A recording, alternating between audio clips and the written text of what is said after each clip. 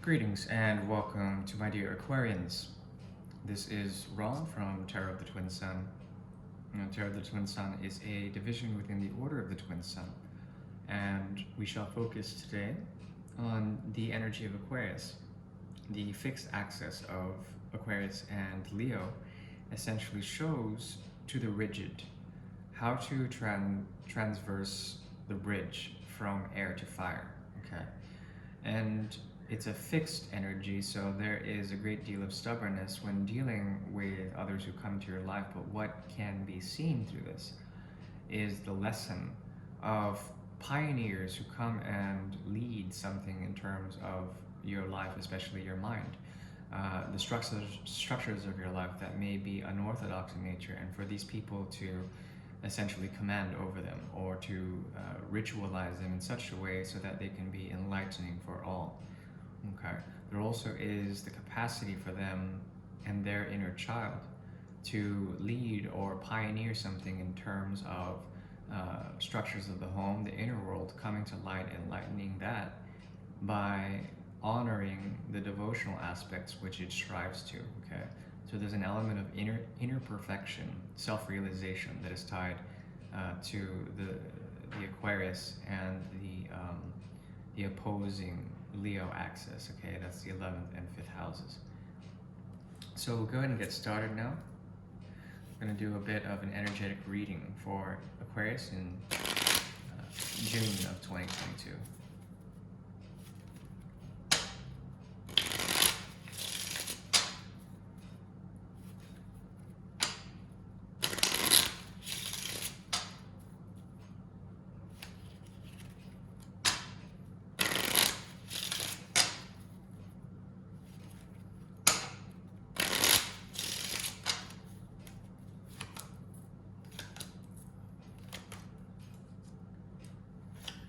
Okay, so for this month, Aquarius has a great deal of, I would call it passion to deal with. Also, there's something about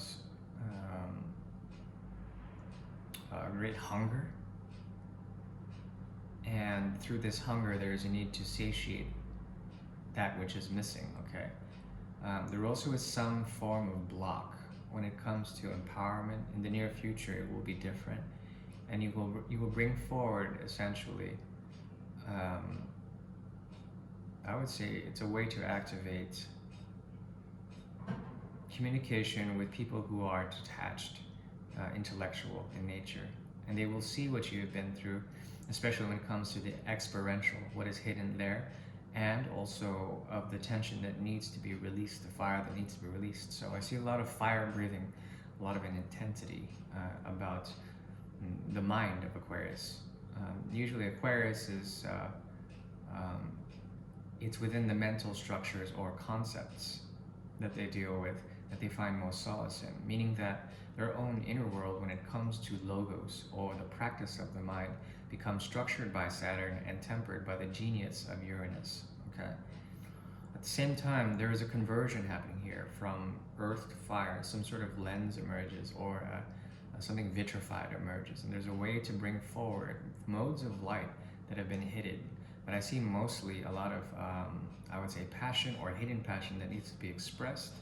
Also, a great deal of impatience in that in which you do. Okay, the idea here is to find the patience to get over any form of tensions that, or any form of irregulations when it comes to palpitations of the heart or the mind or the spirit, the ability to unite all these and to find a sense of the visionary within Aquarius, to find people who would criticize you on this and intellectualize with you on this, and to see essentially how deep it goes with your foundational aspects, okay, when it comes to what really makes you sort of grounded.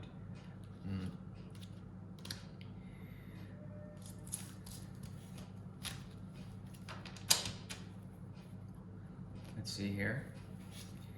We shall now move into the Great Mirror. The Great Mirror is a tool devised by the Order of the Twin Sun in order to see apparent karmas between one energy and another.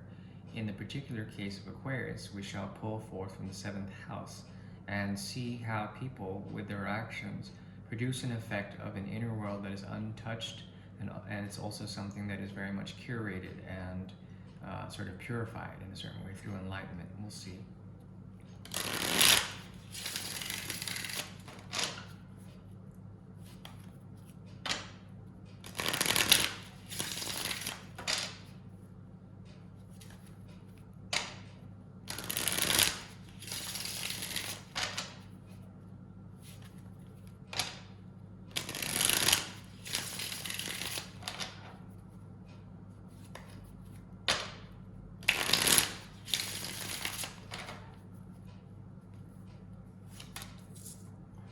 There it is again, the Three of Rods, Ten of Rods.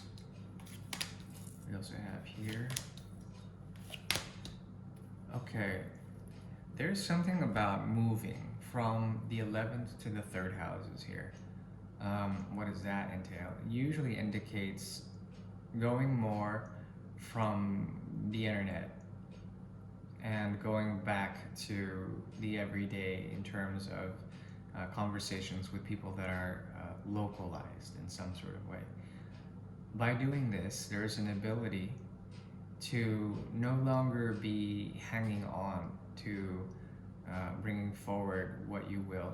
There's an activity here that has to do with learning through experience, learning through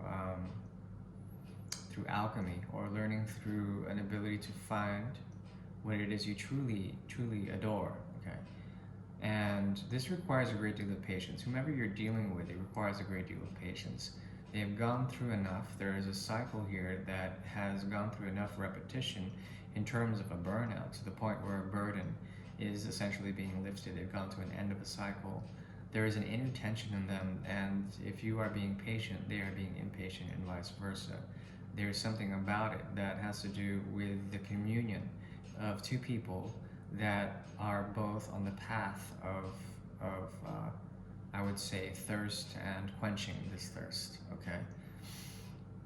On a deeper level, I think that your attentions are set away from anyone who's going through too much pain or trouble or trauma. But at the same time, on your path of self-discovery, there's something about it that leads to experience. This being another experience, or something about experience that has to do with, I would say, it would be the 9 and 13. The difference is 4. The 4 of Rods. So essentially what I'm seeing here, there is an ability for both of you to respect each other in such a way in your differences, okay?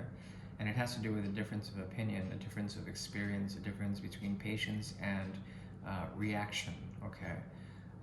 The idea here is not to react, especially when it comes to their burdens being placed on your time, your energy, your efforts, and for you to essentially bring forward anything that would come from the past, okay, and to deal with that, okay. That is one of your bridges.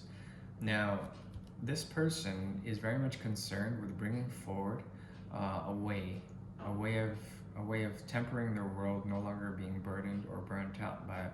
At the same time, there is a great secret that separates the both of you that has been realized in the more recent eclipse energies, okay? It has to do with an emotional tethering or an emotional connection here, in which you can bring the water to someone who has been burnt out or has gone through a cycle that was quite unnecessary. At the same time, you find truth in all of this. You bring truth to them, but from a very cold, detached perspective, because there's a great trauma from the past, or some sort of burial that is trying to be resurrected. There's a calling here about this. It has to do with more of your detached logos, or your detached way of seeing truth in all its ramifications. In this respect, you are supportive of them, especially in them dealing with their own commitments, but also not so supportive about the randomness of potential offers that come in the form of secrecy. Okay, it's something that scares both of you off. The idea here is essentially to bring to them a way of thinking that is humbled. Okay, that has to do with actual knowledge and the acquisition of knowledge, as well the ability to practice this knowledge in a scientific way, or perhaps alchemical way. Okay, to give it credence or to not. Okay, this has to do with pheromones, it has to do with hormones, and trying to understand that there is a connection here that is being intellectualized to such a degree that it requires a great deal of patience to understand its full resolve. Okay, now at the same time, there's something about them that is forever processing a sort of end cycle between two different options and it completely collapsing. They realize and they forever realize that there is a connection here, but at the same time the karma is for you not to see this, perhaps for you to be cold enough and detached enough that they may be in a cycle of regret and you're here to make them understand that there is an emotional intellectual understanding of all of that. In terms of this is a very deep connection, something that is quite binding and painful in a certain way, but it's something that is also activating the the high priest as well as the hierophant. Okay, what does this mean? It means that there's something about this type of connection that requires the realm between lines or the spaces between lines that can define the narrative of the story. So it's basically what is not said that allows for the connection to be a lot more than it is thought to be. Okay. So it's rather a mysterious one, and I kind of like it. There's a cold objectivity in it, and it requires a great deal of patience. But this is also a blessing that both of you know about. Someone here you're dealing with is burnt out, and there's something about them that has been burnt out for quite some time. And with the Aquarian energy, I do wish you well. Thank you.